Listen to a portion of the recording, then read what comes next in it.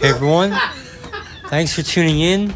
Pardon the background noise. I'm making this video because I restored and updated a really rare and important text, the Annals of Elohim. We did cover this text previously on this channel. If it'll pop up, Okay, so here we go.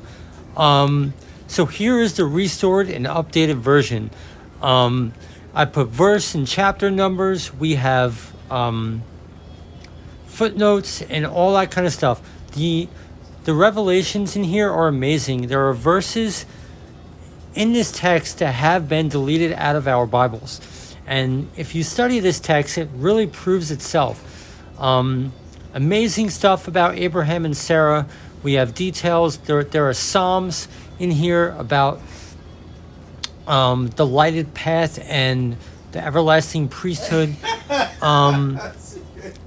We have the amazing revelation of Dinah and her child Bigot. So I just really want you to really encourage you guys to read this text. I pardon the background noise.